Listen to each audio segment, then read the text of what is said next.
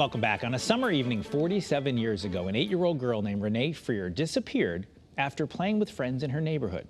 Hours after she went missing, her bludgeoned body was found not far from her home in Monroe. The case remains unsolved, but police continue to investigate. In a Facebook post earlier this year, Chief Keith White spoke about who may have been responsible. Advancement in technology and the development of social media have opened up new avenues for investigative purposes in this case. With that in mind, the Monroe Police Department would like to state, this incident has had a negative effect on many lives, including the suspect and his family, who have lived with this for 47 years. We believe a juvenile known to Renee committed this crime. And there is a book about this topic if you would like to find out more about it. And we're going to find out more right now. Eric Hansen released that book. It came out on December 13th. It's called Dead End Road. And Eric Hansen joins me in Studio A. Fascinating look. Thank you so much for being with us. And tell me a little bit about it. I have the book here. It's one of those things where if you weren't from that area, if you didn't follow the news in that area, if you didn't grow up in that area, you likely never heard of Renee Frier. Why did you decide to write this book? Well, that's a great question. The irony is I've heard from people from the time who are my own age who never heard of this murder. So that was another element of like, how did we not, we were outside playing, in the streets for hours. How was that not a cautionary tale? But the connection is I was searching for, it probably sounds kind of grim, but I started a criminal justice program at UMass Lowell, and I always wanted to write a true crime book, and I put Unsolved Murders, Monroe, Connecticut in the Google search. And the point of contact was my former stepfather. And I hadn't spoken to him in like 30 years, and I just thought, there's something going on. I have to reach out. I have to investigate this. And we started there, and it just became a personal, after I talked to him, and he couldn't tell me anything because the case is active, but he's retired. I could just tell by the tenor in his voice how much this case mattered to him. And it just started the journey. So we played the clip from the current Monroe police chief who had to reach out, had to speak out because of your book. You created a Facebook group, and it has, I just looked at it, it has recent posts from people weighing in. You've created a lot of stir there. You also have the book, of course, which is out now, and people can get it and read it if they'd like.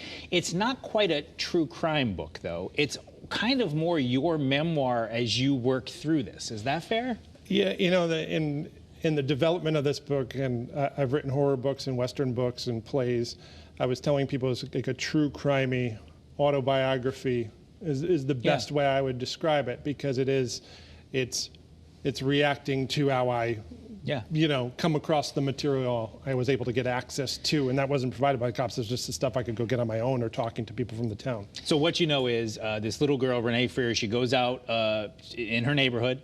She doesn't come back. Mom eventually realizes that she's missing, contacts some people. Some volunteer firefighters find her in a wooded area near her home. Her head has been bashed in with a rock. And you talk about, to the extent, and I mean, we're talking about a little girl, so it's just especially heartbreaking, hit so hard that her head was driven down into the dirt. So a pretty violent, horrible crime. To hear this, and if it doesn't make your blood boil, or you just just to be in the town or live in Connecticut and hear that this has been 47 years and you hear something like that, a detail like that, if that doesn't make you want to try and help in some way, I mean, it's brutal, and I can't imagine, a mother goes out to a store and comes back, and that's what happens, and to lose your child in that way, that's just another thing. As a parent, you just realize, I can't imagine anyone having to go through that emotionally. Renee's mother has since died herself, but she does still have family in the area. I know you've talked to so many people who were from that area. I was particularly moved, I guess, by someone who was friends with her. I think I wrote it down here, Abby Mae Rowell, who was friends with her, and Renee had drawn her a Friends Forever heart. And when you talked to her, it was still framed in her house all these years later, saying that, this little girl was forever 8.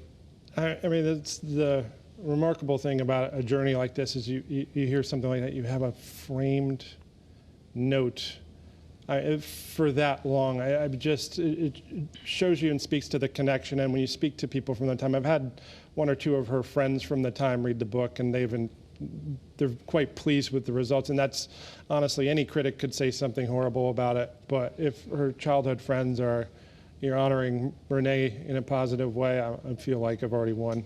All right, so one interesting thing in the book is you give 9 possible scenarios. One of the chapters are pretty short chapters because it's almost like stream of consciousness writing, but one of the chapters is you go through 9 scenarios. We won't go through all of them here. Sure. You got to buy the book. We'll sell a couple of your books if people want to see that. But of the 9 scenarios, the most likely to you is that it was someone known to her whose parents helped cover it up. Is that a fair summary of that chapter? Well, if we walk back to what the statement the cops released in April of 2024, it was a juvenile known to Renee. Well, let's look at the neighborhood and who was in the neighborhood at the time. Why an adult would possibly be mentioned or to go that route, that doesn't mean did the act, but maybe helped, is the force with which this crime was committed. And quite frankly, how do you cover it? Does a juvenile cover up all this and nobody figures it out for 47 years? It makes you wonder about who was involved. You think, and you say it in the book, and you talk about it on the Facebook group, you think whoever it is still out there living with this guilt, and maybe this interview, maybe the book, maybe the Facebook group might push them to come forward. I would hope so. I have no problem saying I think 3 to 5 people are still living that know exactly what happened. Now, like I said, I could be wrong. One of my scenarios could be wrong. Yeah, and ideally that would be the hope, that someone would come forward. Now, 47 years of silence is a lot to ask for someone to come forward. It seems like they're pretty comfortable in holding on to this. All I can say is we're lining up many events. They're going to go through 2026, hopefully going to go southeastern United States. We have a popular true crime podcast that's going to cover this.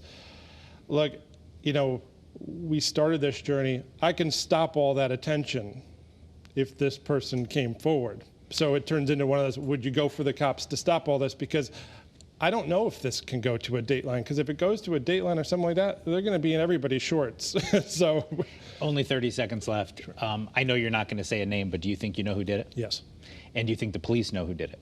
Yes. And are you frustrated that 47 years later an arrest has not been made?